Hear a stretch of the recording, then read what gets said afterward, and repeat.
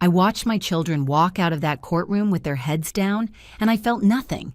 No satisfaction, no vindication, just the hollow weight of knowing that the people I raised, the people I would have died for, had looked me in the eyes and systematically destroyed everything I'd built over 50 years.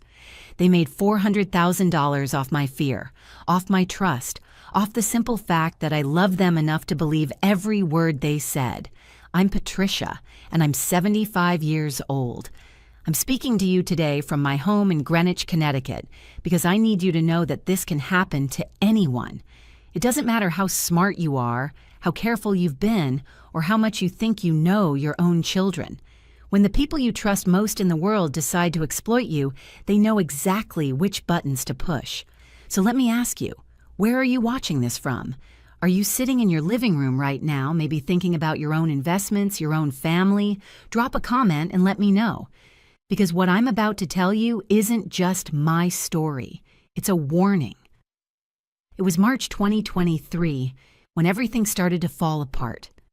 I remember the exact date because it was my granddaughter Emma's birthday, and I'd been planning to take her shopping for a gift. But instead, I got a phone call that would change everything. "Mom, we need to talk. Can we come over tonight?" It was my son, Marcus. His voice had that serious tone that immediately made my stomach drop. You know that tone, the one that means something's wrong, something's really wrong. And when he said we, I knew he meant his sister too. Rebecca. My 2 children, my whole world. They showed up at 7 o'clock that evening, both of them dressed like they'd come from work. Marcus in his suit, Rebecca in her blazer. They sat down at my kitchen table, the same table where I'd helped them with homework, where we'd celebrated birthdays and holidays, where we'd laughed and cried through every milestone of their lives. Marcus pulled out his laptop without even accepting the coffee I'd offered. "Mom, we need to talk about your investments," he said. "We're really worried." I should tell you, I'd done well for myself. My husband Thomas passed away 12 years ago and he left me comfortable. But I'd also been smart with money my whole life. I worked as a school administrator for 33 years, and I'd been investing since I was 25. By the time I retired, I had a portfolio worth about $1.8 million.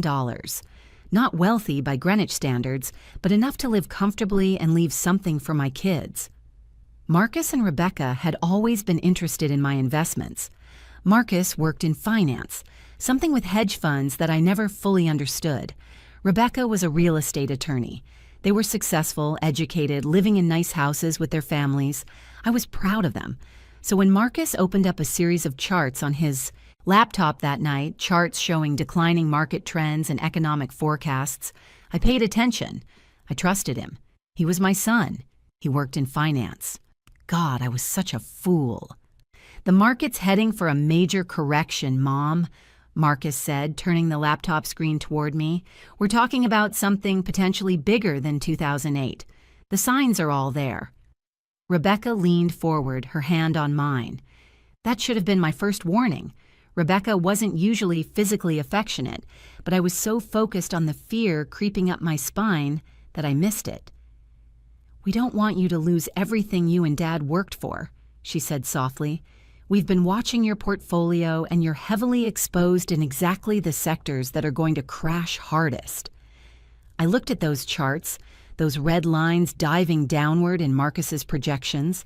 I'd been through market downturns before, the dot-com bubble, the 2008 crisis.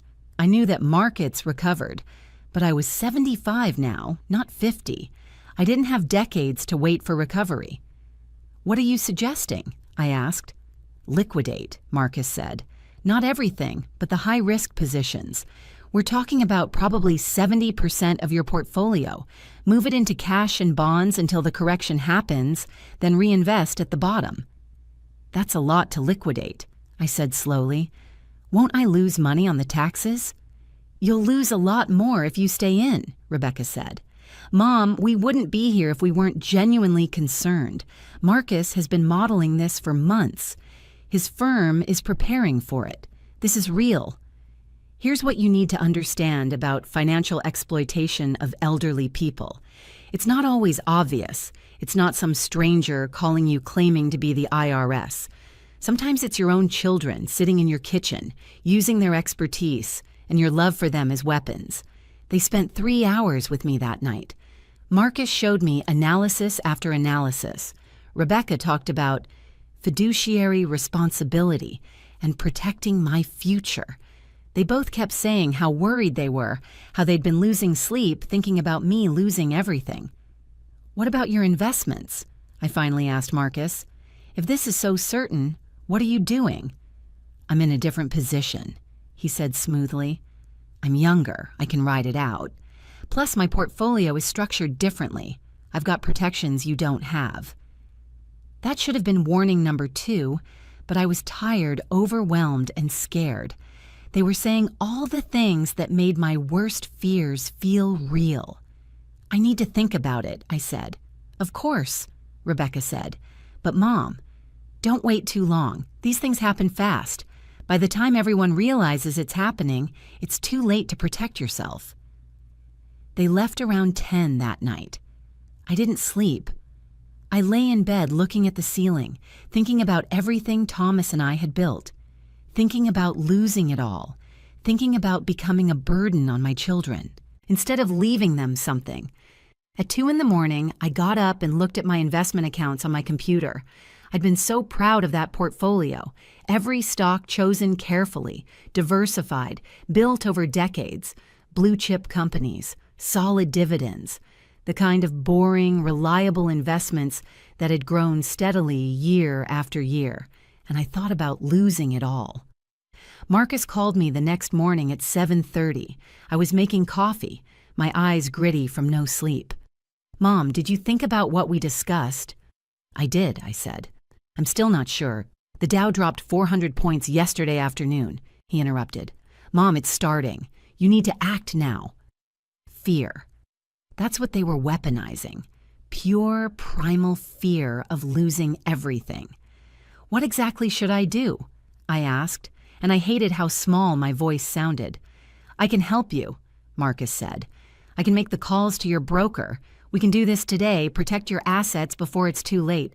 Rebecca and I will help you move everything to safe positions." Today seems so fast. "Mom." His voice was firm, almost sharp. "You taught us not to procrastinate when something important needs to be done. This is important. This is your life savings.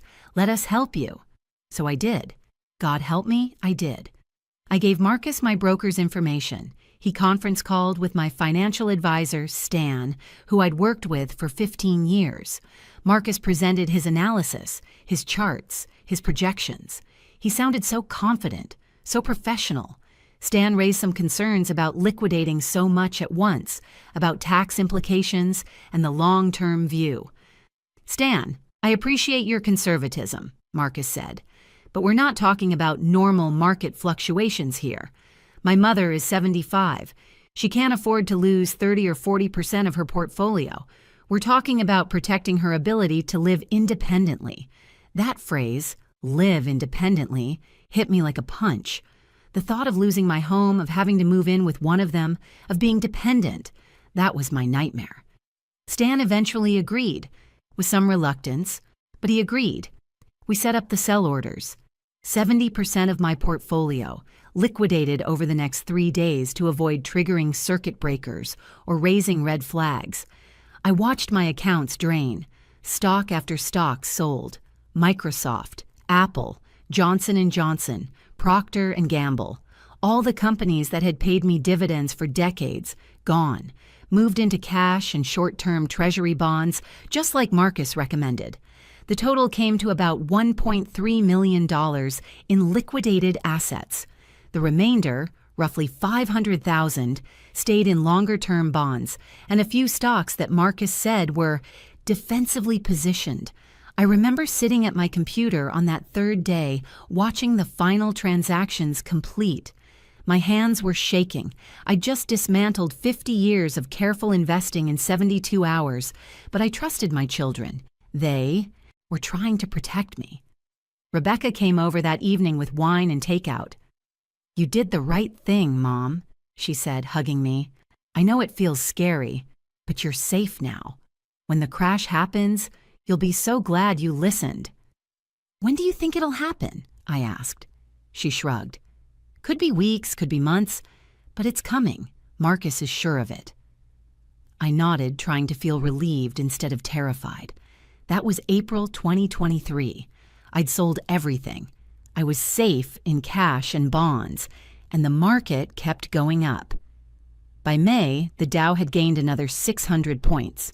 My former holdings, the stocks I'd just sold, were climbing steadily. Every day I checked the market, and every day I felt a little sicker. I called Marcus. "The market's going up," I said. Should we think about getting back in?"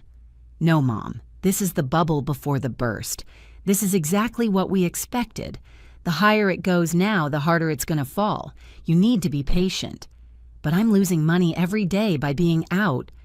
"You're not losing money, you're preserving capital. There's a difference. Trust me, please." "I know this is hard, but you have to trust the analysis." So I waited. June came. July. The market kept climbing. My portfolio sat in cash and bonds, earning essentially nothing while inflation ate away at its value. I started having trouble sleeping. I'd wake up at 3 a.m, my heart pounding, thinking about all the gains I was missing. But every time I called Marcus or Rebecca, they reassured me. "Be patient. The crash is coming. You'll be able to buy back in at the bottom." By August, I'd lost nearly $200,000 in opportunity cost. That's what it's called, when the money you're not investing is growing slower than the money you could have kept invested. $200,000 gone, because I was sitting in cash waiting for a crash that never came. That's when I started to suspect something was wrong. I called my friend Janet, who I'd known since our children were in elementary school together. Janet had been a stockbroker before she retired. I asked her to look at the analysis Marcus had shown me. We met for lunch at our usual place, a little cafe downtown. I brought printouts of everything Marcus had given me, all those charts and projections. Janet studied them for a long time, her reading glasses perched on her nose. Finally, she looked up at me. "Patricia," she said carefully, "I don't want to upset you, but where did Marcus get this analysis?" "He said it was from his firm. He's been modeling it for months." "The methodology here is sound enough," she said, "but the conclusions are aggressive, very aggressive. Yes, there were some concerning economic indicators in March, but nothing that would justify liquidating 70% of a portfolio, especially not a well-diversified portfolio like yours was." My coffee had gone cold. "What are you saying?" "I'm saying that this analysis," she tapped the papers, "is designed to frighten you. Look at these projections. They're worst-case scenarios presented as certainties. And Patricia, the market hasn't crashed. It's gone up 15% since March. If Marcus really believed this analysis, he'd have liquidated his own portfolio too. He said he was in a different position. Did he show you his portfolio?" "No, he hadn't." Janet reached across the table and took my hand. "I'm not saying Marcus deliberately misled you. Maybe he genuinely believed there would be a correction. But honey, you need to check something for me. You need to find out if Marcus and Rebecca liquidated their own investments." I didn't want to believe it. I couldn't believe it. These were my children. But that night, I did something I'd never done before. I looked up Rebecca's real estate transactions, their public record in Connecticut, and there it was, a second property purchased in April 2023, right after I'd liquidated my portfolio, an investment property worth $700,000. Where did she get that money? I felt sick, but I needed more evidence. I needed to be absolutely sure before I accused my own children of something so monstrous. I called Stan, my financial advisor. "Stan, I need to ask you something, and I need you to be completely honest with me. When Marcus called you in March, did he seem surprised by the sell orders?" There was a long pause. "Mrs. Patterson, I'm not comfortable." "Stan, please, this is important." Another pause. Then, "He wasn't surprised. Actually, he'd called me a week before you did, asking about the process for large liquidations. what documentation would be needed, how long the transactions would take. The room spun. Before our family meeting? Yes, ma'am. And you didn't think that was strange? I thought he was asking on behalf of a client. Marcus works in finance. I didn't realize he was planning to have you liquidate until he called with you on the line. I hung up. My hands were shaking so badly I almost dropped the phone. Marcus had planned it. He'd planned the whole thing before that dinner at my kitchen table, before showing me those charts, before making me afraid. But I still needed proof of what they'd done with my stocks. I drove to Marcus's house the next day, Saturday morning. I didn't call first. His wife Sarah answered the door, surprised to see me. "Patricia, Marcus didn't say you were coming." "I need to talk to him," I said. "It's important." Marcus came down the stairs in casual clothes, coffee mug in hand. For just a second, I saw something flicker across his face. Wariness. Maybe even guilt. "Mom, what's wrong?" "I need to see your portfolio," I said. "I need to see what you're invested in." "What? Why?" "Because the market hasn't crashed, Marcus. It's been 5 months and the market hasn't crashed. And I've lost $200,000 sitting in cash while my old stocks keep going up. Mom, we talked about this. These things take time." "Show me your portfolio," I said. "If you were so sure about this crash, if you were really protecting me, show me that you sold too." The silence stretched between us. Sarah quietly excused herself, taking their kids to another room. "I can't show you my personal investments," Marcus finally said. "That's private. I'm your mother. I gave you access to every detail of my finances. I trusted you completely. If you have nothing to hide, show me. No." That one word, delivered cold, flat, final, told me everything I needed to know, but I still didn't know the worst of it. Not yet. I hired a private investigator. I know that sounds dramatic, but I needed to know the truth. Her name was Linda Chen, and she came highly recommended by Janet's lawyer. "What exactly are you looking for?" Linda asked at our first meeting. "My children convinced me to sell my stocks in March. I think they may have bought the same stocks. I need proof." Linda didn't even blink. "Elder financial exploitation cases are more common than you'd think. Give me 3 weeks." It took her 2. I was sitting in my living room when she called. "Mrs. Patterson, you need to sit down for this." "I'm already sitting." "Then hold on tight. Your son Marcus and daughter Rebecca established a joint investment account on March 15th, 2023, 3 days before your family meeting. They funded it with $200,000 each, $400,000 total." My mouth went dry. "On April 3rd, 4th, and 5th, the exact same days you were liquidating, they purchased stocks through that account. I have the transaction records. Mrs. Patterson, they bought the exact same stocks you sold, Microsoft, Apple, Johnson & Johnson, Procter & Gamble, almost your entire portfolio duplicated." I couldn't speak. "As of this morning, that joint account is worth approximately $800,000. They've made $400,000 in profit from your stocks, the stocks they convinced you to sell.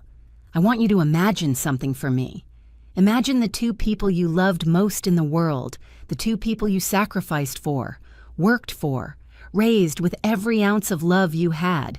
Imagine discovering they'd systematically manipulated you, lied to you, stolen from you.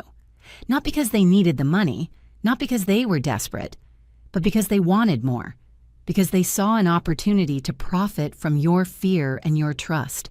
That's what I felt in that moment. Not anger yet, just a vast echoing emptiness where my trust used to be. "There's more," Linda said. "I tracked their communications. They have a text thread between them starting back in February. They discussed your portfolio. Marcus provided Rebecca with the analysis he planned to show you, and they coordinated the timing. There's one text from Marcus that says, 'Mom will listen if we both push the fear angle. She's always been risk-averse.' If you're watching this and you've been with me this far, I want to ask you something. Please, if you haven't already, subscribe to this channel, share this video, because what happened to me is happening to thousands of elderly people right now. And the more people who know about these tactics, the more we can protect each other. What do I do now? I asked Linda. You talk to a lawyer, she said. This is textbook elder financial exploitation. You have a case. They're my children, I whispered. I know, Linda said softly. I'm sorry. But they stopped acting like your children the moment they decided to steal from you. That night, I looked through old photo albums. Marcus and Rebecca as babies, first days of school, graduations, weddings, all those moments where I'd been so proud, so full of love for them. And I made my decision. I hired a lawyer named Thomas Brennan. The irony of the same first name as my late husband wasn't lost on me. Thomas specialized in elder law and financial abuse cases. This is one of the clearest cases I've seen, he said after reviewing Linda's findings. They planned it, executed it, and profited substantially. The text messages alone are damning. But I need to be honest with you, Patricia. This is going to get ugly. Family cases always do. I don't care, I said. What they did was wrong. Agreed. Here's what we're looking at. Connecticut has strong elder exploitation laws. We can sue for the return of their profits, plus damages, plus legal fees. We can also potentially pursue criminal charges, though that's harder to prove without direct evidence of intent to defraud. I want them to give back every penny they made, I said. That's the goal. But first, we need to confront them formally. Let them know we have evidence and give them a chance to settle before we file suit. Sometimes the threat of public exposure is enough. It wasn't. Thomas sent a formal letter to both Marcus and Rebecca on September 15, 2023. It outlined everything we knew, included copies of the transaction records Linda had obtained, and demanded they return the $400,000 in profits, plus an additional $200,000 to cover my opportunity losses. Marcus called me that evening. I'd been expecting it. Mom, what the hell is this? His voice was sharp, angry. You hired an investigator to spy on us? You're threatening to sue your own children?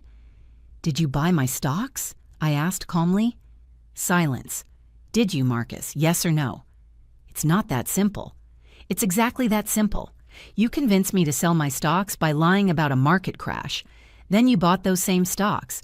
You made $400,000 while I lost everything. Did you or didn't you do that? We didn't make you do anything, he said, his voice cold now. You made your own investment decisions. We gave you advice. What we did with our own money is none of your business. You planned it, I said. You discussed it in text messages before you ever came to my house. You used your expertise and my fear to manipulate me. You can't prove intent, Marcus said, and you're never going to see a penny from us. If you want to destroy this family over money, that's your choice. But we're not settling. He hung up. Rebecca's response came via her lawyer. Of course, she'd immediately lawyer up. A formal letter denying any wrongdoing, calling my accusations baseless and motivated by cognitive decline. That last phrase, cognitive decline, made me see red. They weren't just thieves. They were going to try to claim I was senile, that I didn't understand what had happened, that I was making false accusations because of dementia. They're going to fight this, Thomas said, and they're going to get nasty. Are you prepared for that? I'm 75 years old, I said. I buried a husband I loved. I survived cancer. I raised 2 children who I thought were good people. I can handle whatever they throw at me. We filed suit on October 1st, 2023. The lawsuit became public record immediately. By that afternoon, both Marcus and Rebecca had blocked my phone number. By the next morning, I'd been uninvited to my granddaughter Emma's birthday party. That hurt more than I expected. Emma was 11. She had nothing to do with this. But Rebecca sent a text, before blocking me, that said, I'm not exposing my daughter to someone making false accusations against her family. You've made your choice. Janet came over that evening and found me crying at my kitchen table. Let it out, she said, putting her arms around me. Let it all out. They took everything, I sobbed. Not just the money, my grandchildren, my family, everything. No, Janet said firmly. They took that. You didn't. They made these choices. They did this. You're just refusing to let them get away with it. The discovery phase of the lawsuit took 3 months. That's the period where both sides have to turn over evidence, sit for depositions, answer questions under oath. Thomas subpoenaed their bank records, their investment accounts, their communications. Marcus and Rebecca's lawyers fought every step of the way. They filed motion after motion trying to get the case dismissed, claiming I had no standing, that there was no evidence of exploitation, that their investment decisions were unrelated to my own. But we had the text messages. We had the timeline. We had the transaction records showing they'd bought my exact portfolio within days of my sale. The depositions were the worst. I had to sit in a conference room while Rebecca's lawyer questioned me for 6 hours, trying to make me seem confused, forgetful, incompetent. He asked me to recall specific dates and conversations from months ago, then acted skeptical when I couldn't remember exact words. Mrs. Patterson, isn't it true that you frequently forget appointments? I'm 75, not 90, I said. I use a calendar like everyone else. But you have forgotten appointments, haven't you? Once or twice in the past year. That's not dementia, that's being human. And you've asked your children to help you with technology issues? Yes, because they grew up with computers and I didn't. That doesn't mean I'm incompetent to manage my finances. But I could see what they were doing. They were building a narrative that I was a confused elderly woman who'd made bad investment decisions and was now blaming her children. Then came Marcus's deposition. Thomas questioned him for 8 hours. I wasn't allowed to be in the room, conflict of interest, but Thomas told me afterward that Marcus had cracked. He tried to maintain that everything was legitimate, Thomas said. But when I showed him his text messages, when I asked him why he'd researched liquidation procedures before your family meeting, when I asked him why he didn't disclose his own purchases to you, he got defensive, angry, started saying things like, I had a right to invest however I wanted and she should have been smarter. That'll hurt him in court, Thomas said with satisfaction. Rebecca's deposition was smoother, she's a lawyer herself, but she couldn't explain away the timeline. She couldn't explain why she'd bought an investment property immediately after my liquidation. She couldn't explain the text messages. We had them. We just had to get to trial. The trial started in March 2024, exactly 1 year after they'd convinced me to sell. The courtroom was cold and impersonal, nothing like the TV dramas that make legal proceedings look exciting. It was mostly just exhausting. Thomas presented our case methodically. He walked the jury through my investment history, showed them how carefully I'd built my portfolio over 50 years.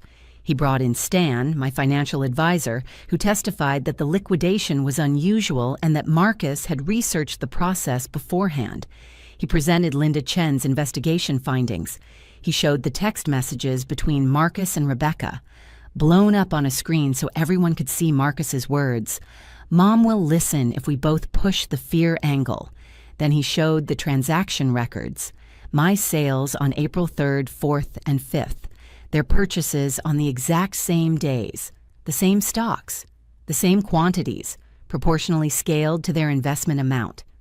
This wasn't coincidence, Thomas told the jury in his opening statement.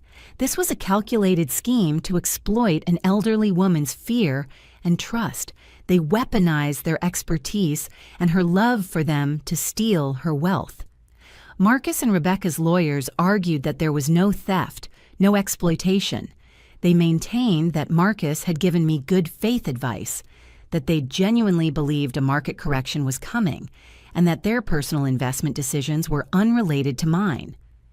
Mrs. Patterson made her own choices, their lawyer argued. She's an educated woman who had her own financial advisor. She could have said no. The fact that she later regretted her decision doesn't mean she was exploited. They put Marcus on the stand. He testified that he'd been trying to protect me, that he'd done research suggesting a market downturn, that he'd never meant for me to be harmed. Then why did you buy the stocks you convinced your mother to sell? Thomas asked during cross-examination. Because my risk tolerance is different, Marcus said. I'm younger. I could afford to ride out volatility. But you told your mother that these stocks were going to crash. You said the market was heading for something worse than 2008. If you really believed that, why would you buy them? Marcus hesitated. My timeline was different. I thought there might be a short-term opportunity. So you lied to your mother about the timeline? You made her think the crash was imminent, but you knew it wasn't? I didn't lie.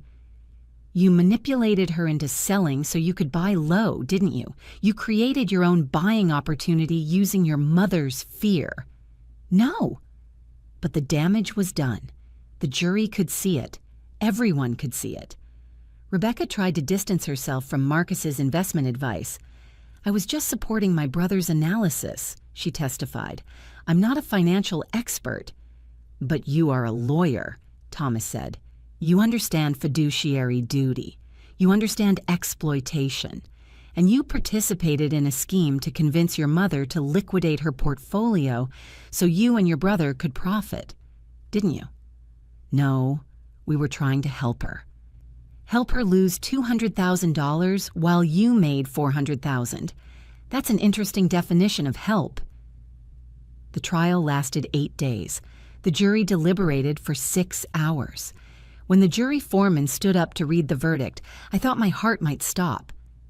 On the count of elder financial exploitation, we find in favor of the plaintiff, Patricia Anderson. I closed my eyes. Relief washed over me so powerfully I thought I might collapse. The jury awarded me the full $400,000 in profits that Marcus and Rebecca had made, plus an additional $300,000 in damages, including my opportunity losses and emotional distress, plus legal fees. The total judgment was over $800,000. But here's what mattered more than the money. The jury believed me. They saw through Marcus and Rebecca's manipulation. They understood what had been done to me. The judge added something I hadn't expected. When she delivered the judgment, she said, "This case represents a particularly egregious form of elder abuse, the exploitation of parental trust by adult children who should be protectors, not predators. I'm ordering both defendants to attend financial ethics training, and I'm placing a notation in the state registry for elder abuse, which will be available to potential employers and licensing boards." Marcus's face went white. For someone working in finance, that notation could be career-ending. They filed an appeal immediately. It was denied 3 months later. The judgment stood. I haven't spoken to Marcus or Rebecca since the trial ended. They've made no attempt to contact me, and I've made none to contact them. My grandchildren, Emma and her younger brother and Marcus's 2 kids, are teenagers now. Maybe someday they'll seek me out to hear my side of the story. Maybe they won't. That's not in my control. What I can control is this: making sure other people know what happened, making sure other elderly parents understand that financial exploitation can come from the people you trust most. I got my money back, most of it anyway. After legal fees and taxes and the time lost, I'm not quite where I was before, but I'm secure. I'm independent. I'm living in my own home on my own terms. More importantly, I can look at myself in the mirror. I stood up for myself. I refused to be victimized. I fought back, even though it meant losing my children, even though it meant destroying the family I'd built, even though everyone told me to just let it go. And I won. If there's a lesson in this, it's not complicated. Trust is earned, not owed, not even by your children, especially not when money is involved. Get everything in writing. Ask questions. Don't let anyone pressure you into financial decisions based on fear. And if someone exploits you, even if it's family, fight back. You deserve justice. You deserve respect. You deserve to grow old with dignity. I'm Patricia Anderson. I'm 75 years old. I'm from Greenwich, Connecticut. And I'm not a victim anymore. Thank you for listening to my story. Thank you for staying until the end. Remember, where are you watching from? Drop a comment below. Share this if you know someone who needs to hear it. The truth matters. Justice matters. And sometimes, just sometimes, the good guys win.